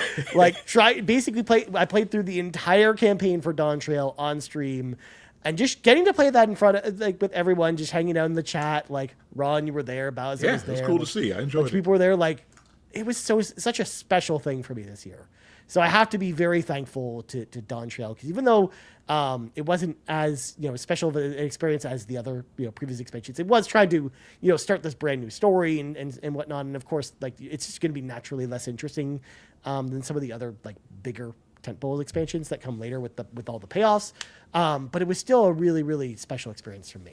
So that's the game I'm probably most thankful for in 2024. But I'm going to go to the chat real quick because Riley King says Astrobot, Stellar Blade. Good picks. And then Kia Thanks. says, I'm thankful for Spider-Man Do. Yeah. That's a good one, too. Nice. Riley King also chimes in there and says, I'm also thankful for Suicide Squad, Concord, and Skull I Bones. think he's trolling. I think he's strong. I was gonna say, for reals? I don't know. I mean, think Riley's Suicide trolling. Squad Killed the Justice League is on sale for $10. You can go pick it up right now. Yeah. Anytime. Might be $9 more than it's worth. Just be careful. Oh, careful. jeez. Good God. Damn. But the second question, because Cwaggy had a second question specifically for Ron. Now, this question's for Ron. What made you turn around on The Last of Us Part 2? I see you have your seal of approval on it now. Wow. Didn't Fair turn around approval. on that. Didn't turn around on that, so don't you worry. Next question. Don't you love that we turned that into an emote on But the you Discord that approved now it. anyone could do? Yeah, the I emote's know. great, though. Don't get me wrong. Ribo's work on that's fantastic. Good God. I love it. My God. Anything can be bear approved. Yeah, Even join Last the of Us Part Discord. 2. For all those who aren't a part of the Discord, you need to join Carpool Discord. There's all kinds of craziness there all the time. We have Thank fun you. there. We do. And if anything, you can show Ron all your favorite gifts because he will in turn show you all his favorite gifts as well. Yes, and Matt will steal them. Yes, exactly. That's right. Please, I need more. So next up, we got Final Fantasy VIII is Life, Final Fantasy VIII is Love, who says, with PlayStation's anniversary, I've been thinking about the underappreciated PlayStation Vita, which for somehow we managed to totally forget about. What's everyone's favorite game from the PlayStation Vita? So for me, I've had some time to think about this question. My favorite game on the Vita was a really special one because I got to play it on my way to Japan for the very first time. I got to go to Japan for the first time, and this was the game I played on the flight on the way there. And it's honestly just a really special game that out of all the Vita games has always stuck with me, and that's Danganronpa Trigger Happy Hammock on the Vita. It was the very first visual novel that I fell in love with. I loved kind of the crime-solving kind of like detective kind of elements to the game. I also loved the court stuff, and I just loved the crazy story, especially with Monokuma, who was like one of my favorite characters of the characters of that generation of games. Like I just love the Danganronpa series, but it all just really stems from my love from the first game in the series, from that very first flight to Japan, playing it on my Vita for 8 hours on my 10-hour flight to Japan, and just having an amazing time with that game. So that one's just a really special one, but also just, all the other games on Vita just to me were just not as special to me as Danganronpa. So that's my pick for this category. What about you?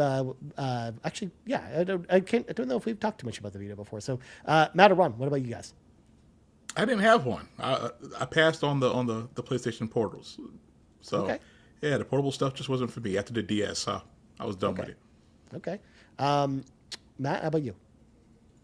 I too never owned a PS Vita, but I cannot tell you how many times I've almost plunged and just bought it. And it's not even for any particular game, but when I found out that you can do PS Remote Play with it, I was like, I need to buy this thing.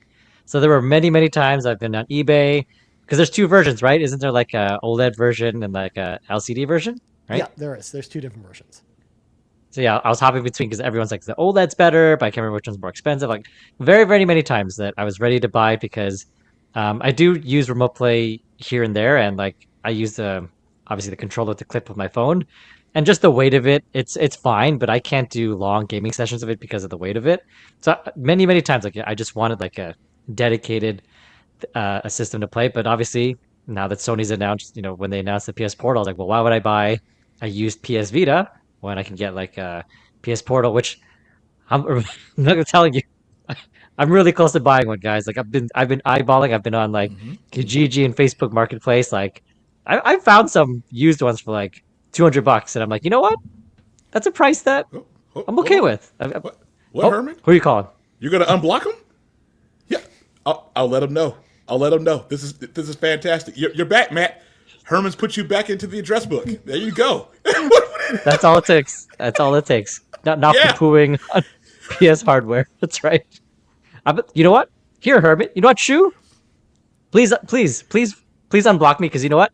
I've been looking at PSVR 2, because that thing is on sale. Oh like my that. goodness. That's dropped in Yeah, price. It's over. That's like $400, right? Like it's like $480 or something. Like Yeah, it 'cause I comes with the really- game, though. That's the version that comes with Horizon. yes. Like Oh I my goodness. really Sure might want to unblock play you on Resident Twitter. Evil. This is in what I'm VR talking games. about. Yeah.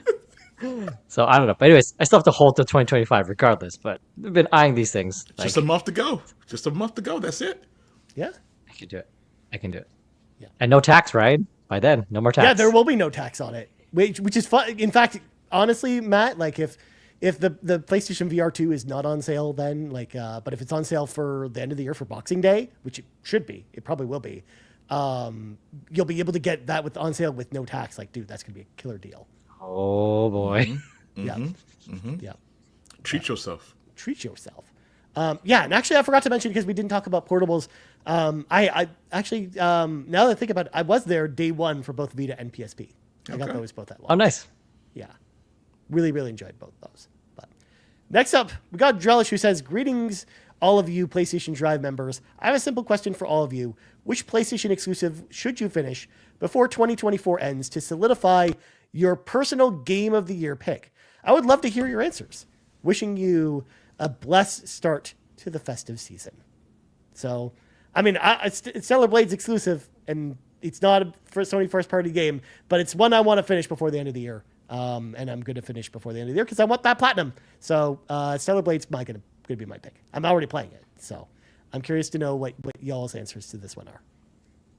If I had played Astrobot and Stellar Blade, I don't think neither one would have been my Game of the Year. I know, especially with Astrobot, I know it's going to be a great game, but usually if a game doesn't have a story for me, there's no way it's going to be a Game of the Year, in my personal list. But I know Astrobot would be a good time. And from what I played in Stellar Blade, the action I think is going to be great, but I've heard that the story is just kind of just good. It's just okay. Yeah, it's not trying to be anything special story-wise. Yeah. It's basically like Ninja Gaiden or Bayonetta or Devil May Cry. Like, it's one of those kinds of stories. So I know I would have a good time with it, but I don't think either one of them would be Game of the Year winners for me. Yeah. Matt? I know, obviously, you can't really buy new games. Yeah. But Didn't really get to buy or play any of them, but again, if I, hypothetically, in a world where I did buy games in 2024. In a world where Sean Capri gifts you one of these games, which would that be? Look at you. Loopholes, like number 999. Hashtag loopholes, Ryan Turford. I like it. I like it a lot. Well, if I'm going to PlayStation exclusive, I don't think it'd be my GOTY, but I think Astrobot would have been quite special just because of all the nostalgia feels, because I know from the first one, like, it's such a celebration of PlayStation history, and I know that the Astrobot does the same. So I think that, again, I don't think it would have been my GOTY, but I would have liked to obviously start to finish, platinum it, and just jump into all the feels of celebrating PlayStation lore and all that stuff, and seeing all the bots. I would have enjoyed it quite a bit. It would have hit me in the feels in like a warm, fuzzy, good way that I would have liked, for sure. Yeah. Like, it definitely is like the perfect game to come out in when PlayStation's celebrating its 30th birthday. I just think it makes perfect sense. So, yeah, that game's awesome. Also, just Drellish, I'm going to throw it out there.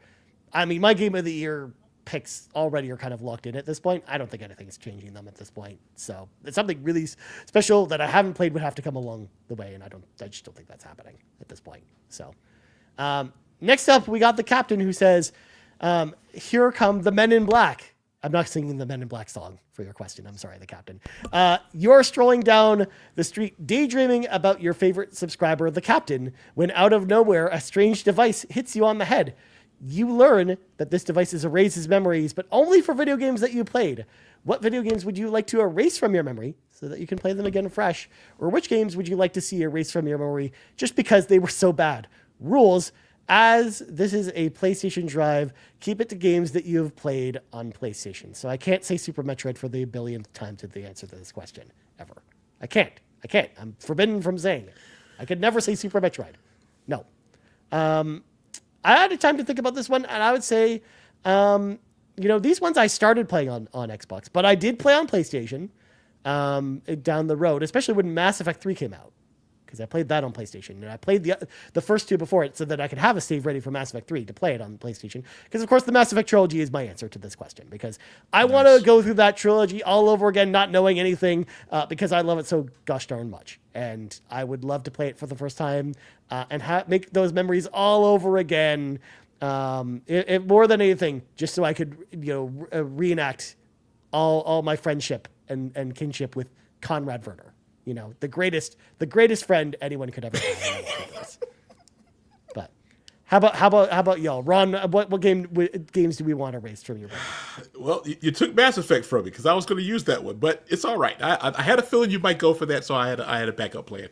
I got to go with Ghost of Tsushima. I talk about it all the time, but to play that from fresh, just no memory of it, that would just be great. I love everything about that game. It's a masterpiece for me, and it's just just the story and just everything about that game, from the way it looks, just the way it plays. Yeah, I would love to just have that experience from scratch again. Nice, Matt.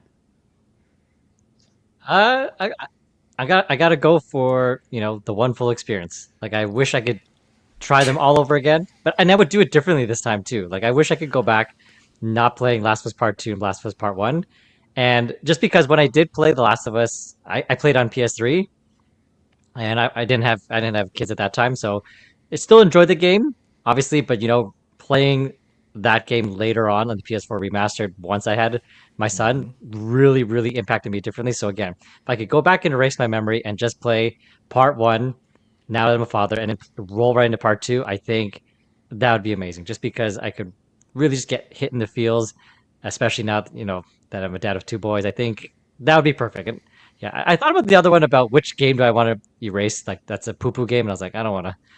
I've already blocked them out of my memory, so let's just go with, what could I experience all over again. But shout out to Kia in the chat, who says, I would love to do Sleeping Dogs again for the first time.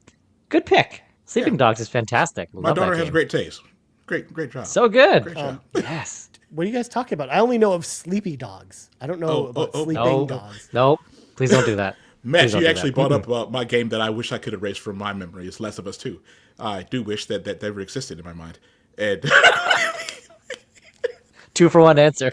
Because I want to play it again, and you never wanted to know about it. I'll take half of your experience and erase it.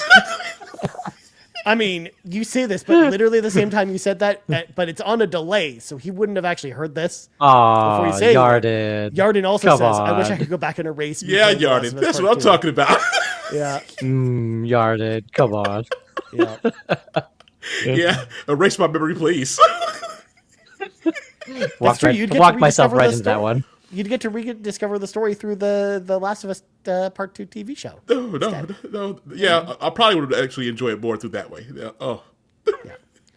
All right. Next up, we got Antics, who says, greeting you, fantastic folk. If Herman put you in charge of crafting a 30th anniversary collection, bundling together your defining gems, celebrating PlayStation history, what 3 games would you pick, and what would the price tag look like for such a collection?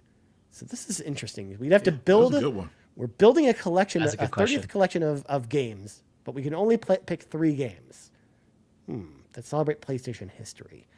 This is an interesting one because, what direction do you even really go in this? I feel like a collection of 3 games would be too small to kind of signal what you do here. I know Last of Us Part 1 and 2 one full experience edition slots in here nicely. You just get that full. All my picks were one full experiences, pretty much. Yeah. Good. See, yes. Well, that's Go what ahead. I mean. It's so tough, Ron, because I want to put a bunch of trilogies in here, like the Ratchet and Clank trilogy. Ratchet and Clank was one of my picks. That. Yes. God of War trilogy, something like that. That was another pick of mine. That's what I was gonna say. Yep, I was gonna say God of War trilogy, Uncharted collection, Uncharted collection. Yep, There you go. Those are all 3 of mine. Yep. Done. There you go. Here are a bunch of collections, my friend. But what about Jumping Flash? What about Fantavision? What about Resistance Fall of Man? We got to put these in here. No, it's okay. No thanks. No. Mr. Mosquito will have his day. Watch and learn, folks. Mr. Mosquito. But the price will be important. The price will be important. Well, I mean that's simple. If it's something like that, you're not charging more than $60 for it. Actually, to tell you the truth, I was sitting be crazy enough since the limited edition 30th anniversary is already $4.99. I wouldn't charge extra for it. I sit there and say, here, have this for 30 days, and there you go, boom, have all these collections of games. Just have them. Look at you. Yeah. And then you put them on sale later. Like we finally got, the Dino Crisis and Resident Evil Director's Cut are now viable. That was so good. That was so good. So happy I for saw the whole that. month of December, enjoy the 30th anniversary of PlayStation and have all these games for free with your PS5 Slim at 30th anniversary, $4.99. Yes. Bam. Yeah. There you go. That's the Sony we want back. That's the Sony we want. Mm-hmm. We want to be Call friends with Perman. Sony again. Get him on the phone. I'll talk Also to him. this- I got a conference with him next week. I'll talk to him. This brings up an interesting point. We didn't talk about this. I'm going to derail us for 1 second from the questions. We obviously, there's a lot of speculation on the internet going around with something maybe happening PlayStation related this week. We already got the one PlayStation blog post indicating, the new games coming to premium on the 3rd, being like the rest of the Sly Cooper trilogy, as well as another game. Oh, and Jack and Daxter, the original. Yep. We're also getting like Space Marine is getting like a trial on the 3rd. That's when we're getting our new PlayStation Plus games on the 3rd, which of course are It Takes Two, Alien Cirque Descent, and Temtem. But then we also saw this thing in this upcoming PlayStation commercial that had like a freeze frame on the date, the anniversary date for the PlayStation, and it sounds like all signs are pointing to something big announcement wise on the date of. There's Bloodborne maintenance that day. There's apparently new headsets that have already leaked as far as like a new color for the headset or the PlayStation Portal, because I guess there's a black PlayStation Portal that's coming out. So it's just like, well, okay, like what do we think is actually happening on the 3rd if we want to throw predictions in here? Is there anything? Man. Is there anything that's happening on Tuesday this week?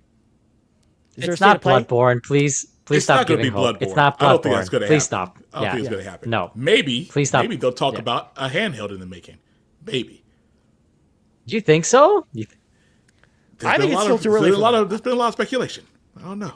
Honestly, the most I feel is probably happening is probably a blog post announcing all the accessories that we know are coming out in black that are supposed to be announced soon. Like I think that gets like a PlayStation blog post on Tuesday, and that's it. Or maybe they figured out emulation in all the PS1, PS2, PS3 games. I wish. Non-streaming. I wish. Are you serious? That would be fantastic. That would blow up the internet. That's a mic drop moment. That would blow up the internet. Last month, we just got Resistance 1 and 2 added to PlayStation Plus as streaming games. Like, they're not turning it around and suddenly being like they're not natively playing on your console. We were discussing. We're being hopeful. Nothing wrong with having hope. I wish. Like those. Not with arrogant Sony. No, that would be great. Not happening. But yeah, I know that's not going to happen. But boy, that would be fantastic if they did. Whew. No, I think people are kind of driving this out of control. But I was just curious what you guys thought about that. Yeah. But, yeah. I'm interested. It's probably like you said. It's probably going to be accessories. It's probably just going to be accessories. I think so. Just accessories. Something simple, but still cool. And there'll probably just be like a 30th anniversary post on the PlayStation blog just to celebrate its birthday. And maybe, who knows? Maybe they'll also announce some more stuff coming to PlayStation Plus, because those announcements will be coming out soon as well. Like what's coming to Extra and Premium as well. So maybe there's maybe the Sly Cooper games, as an example, are not the only games coming. But yeah.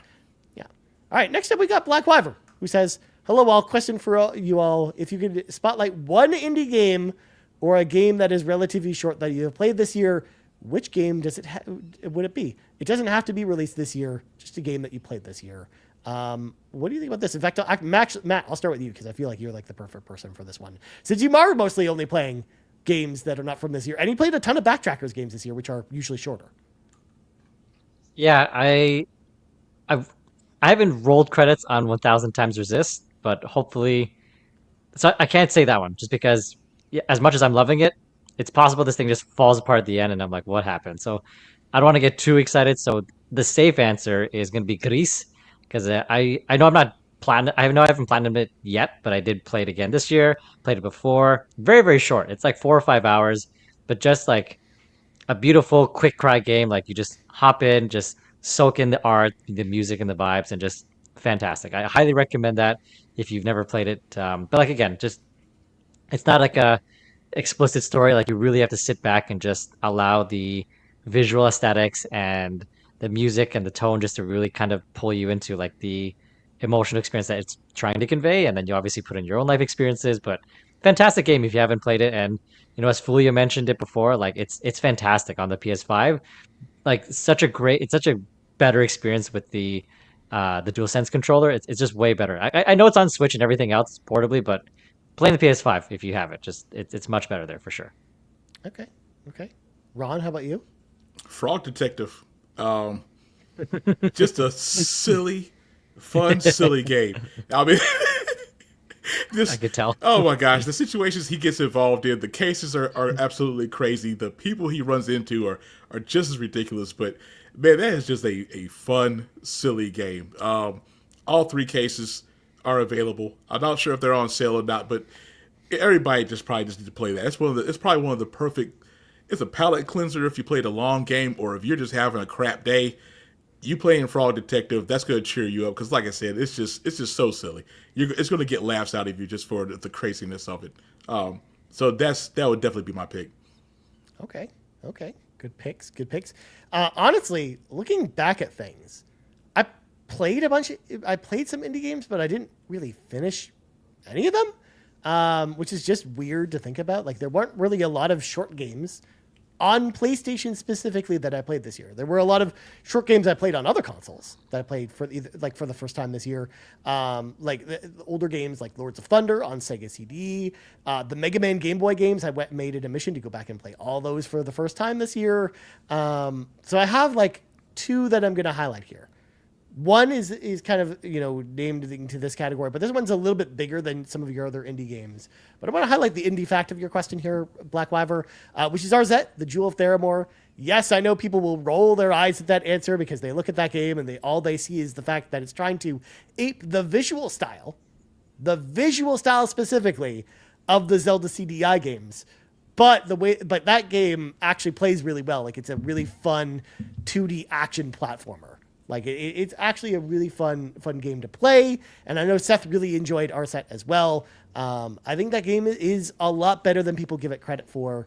And I think it's honestly one of the best indie games to come out this year. Like, it's one of the only ones that really, got us hooked into me. Like, because I tried Balatro, I tried Animal Well, I tried a lot of other indie games this year, and just none of them really hooked me in the way that RZ really did.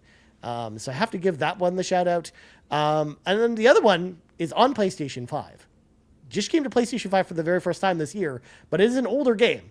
And it's actually a really, really short game, but it's a game that is still super fun to play today, and that's Felix the Cat, because there is the Felix the Cat NES collection that came out from Limited Run Games on the PlayStation 5, and that collection is really, really good. Like, those, both the Game Boy version and the NES version that are included in that collection are just super fun action platforming games from the NES, and they are a lot better than I ever thought they deserve credit for. Because, for God's sakes, it's a game based on Felix the Cat. How good could it possibly be? Well, it turns out really, really, really, really good. Like, those games are actually really fun. So, giving Felix the Cat and RZ my shout-outs for this question. I mean, the worst one I played this year, the worst short game I played all the way to the end of this year was Bill and Ted's Excellent Video Game Adventure. That game sucks. Don't play that game. Jeez. Yeah. Wait, was that the one from Nintendo? Was that the Nintendo? It was the NES Bill and Ted game. Yes, I remember renting that. Yeah. Doesn't sound good. It is not good. No. But next up, Yarden says, in your opinion, which PlayStation systems had the best and worst game cases? So we're talking about physical games here. For me, it's the PlayStation 1 for both. The original flimsy cardboard ones were the absolute worst, but the hard plastic, all black ones, not the clear front long jewel case ones, are the best. You can literally do a whole episode on just PlayStation 1 game cases, I think. I think the games came out in like 4 different type of cases during its life cycle. So, Matt, as the physical game expert on the panel here, what PlayStation console had the best cases for their games? I know which one Yarden's talking about for the PS1 games. It's not like the CD ones that we had here in Canada. He's talking about the longer ones. So the long box ones, there's plastic long box ones, but there's also cardboard boxes for PlayStation. Not the card. I don't think I ever saw those. Thank God. I've never seen that. No, I've seen the plastic ones, and I think those ones are the best. Unfortunately, I've never owned them, but I think that one is the best. So for me, the ones I've actually owned, I'm gonna go with PS4. I know it's kind of generic, but just when I think PlayStation, I think blue. So then the fact that they have a blue case for it, like, I think it looks really nice. Now, in terms of like the worst one, I think I'm gonna go with PS5. Like, I think it looks tacky. Like, I can't. I'm gonna be honest here. Like, I'm not a fan of the PS5 in terms of like the white and black. In terms of like the system, the DualSense controller, the 2 colors. Who you calling her? Who you calling, hold Ron? on, Herman. Wait. Let getting me blocked explain. Let again, me explain. Give him a chance. Give him a chance. Let him put his opinion out there. I understand you just don't block him, but let's let him talk, please. I beg you. Come on, Herman. All right, you know it thanks, doesn't look good. thanks.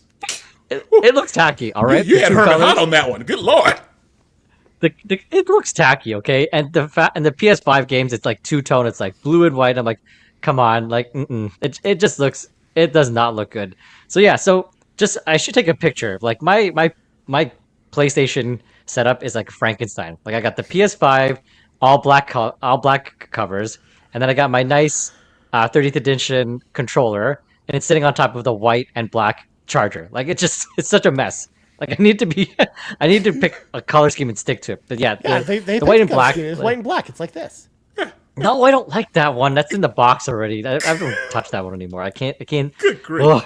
As soon as the black one came out, I bought it right away. Sits by my computer and not at my PlayStation. Yeah, mine's in my drawer somewhere. The Spider-Man and the 30th anniversary are on my charger. See?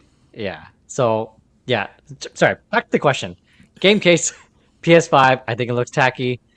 Best one, it is the PS1 long case plastic, not the cardboard one. Yeah, the long box. Those are my answers.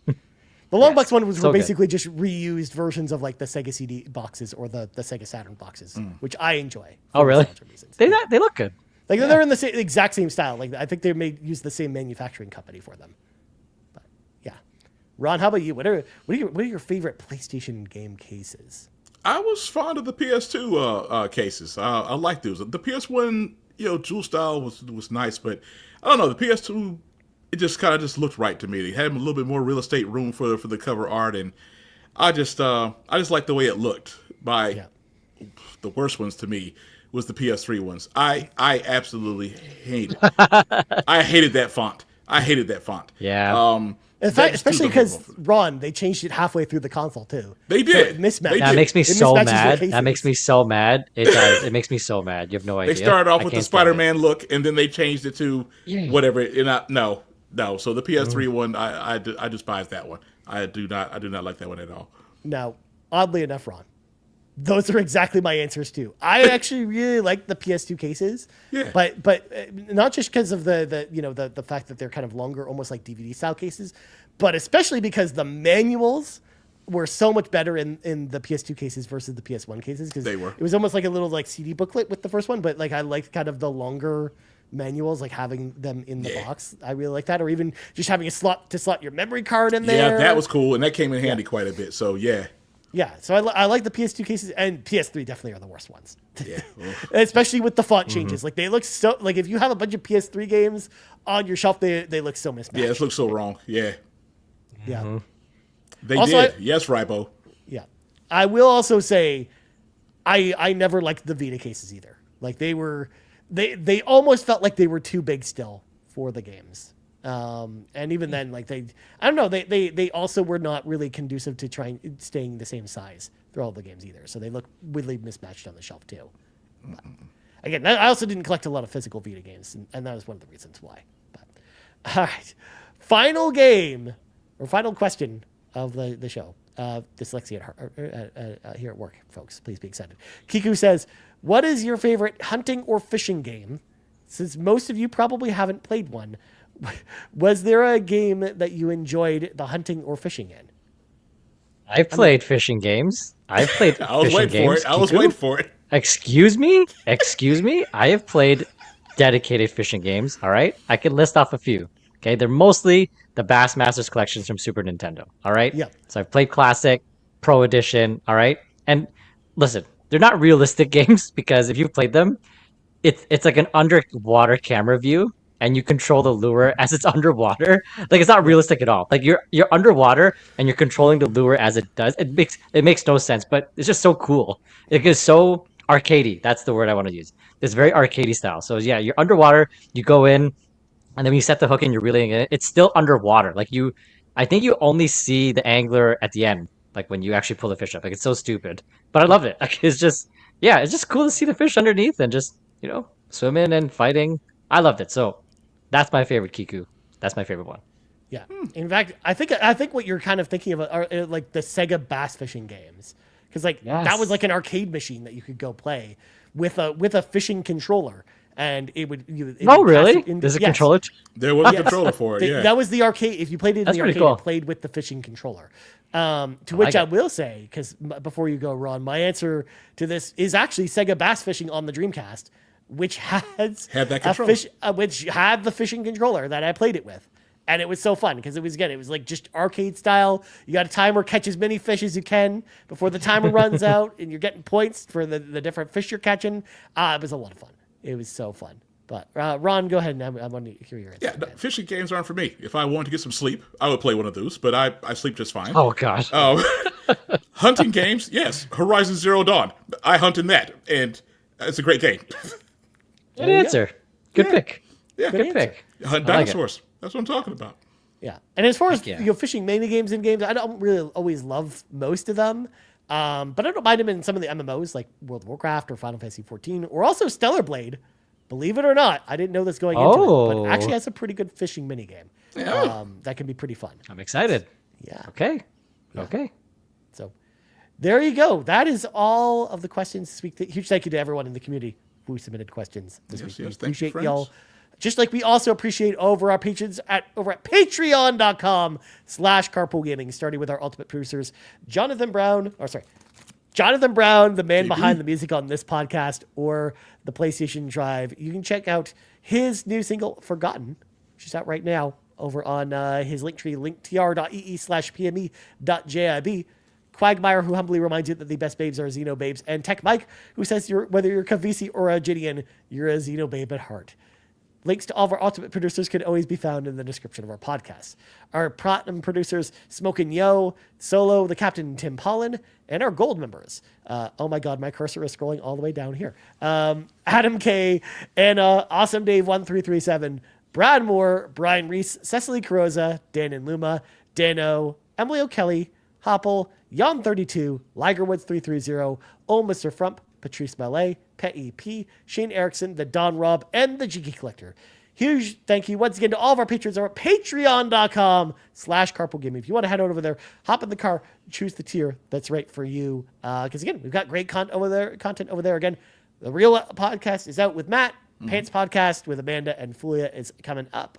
And we got all kinds of cool stuff over on the Patreon. Make sure to go check it out. And now, Ron Pugs, go. Savoy Prime, PlayStation, Xbox, Steam, backlogged, PSN profiles, True Trophies, Blue Sky, and Savoy_Prime on Twitter. Nice. Matt, where can people find you? You can find me as Nagachaka on Twitter and Blue Sky. And fun fact, you can find me as Nagachaka on Steam. I don't play games on the PC, but I use Steam to gift games, like the Sean Capri. That's what I use Steam for. So you can add me as a friend there if you want. Matt, I just want you to know, for audio listeners, I'm shaking my head at Matt right now because this is my disappointed face. It is. At the same time, Canadian Gun Show. you, of course, are more than welcome to plug these things because, of course, you can also find me on Twitter, aka X, at Ryan Trevor. You can also find us on X or Blue Sky at Carpool Gaming. Right here, youtube.com/Carpool Gaming, twitch.tv/Carpool Live, or podcast services around the globe. So, for Matt and Ryan, I'm Ryan. Of course, Fulia as well. Make sure to check her out over at foolishfuji.com, or she's on Foolish Fuji on all the social platforms as well. This is PlayStation Drive episode 177, and we're out. Good night, everybody. Adios, friends. Bye. Thanks for checking out this week's episode of the PlayStation Drive. Now, before you drive off, please make sure to like and subscribe on YouTube and follow us at Carpool Gaming on socials. Don't forget to check out our awesome merch on carpoolgaming.com, and you can also support the show on Patreon at patreon.com/carpoolgaming, where you'll unlock all kinds of exclusive content. Links to everything are in the description.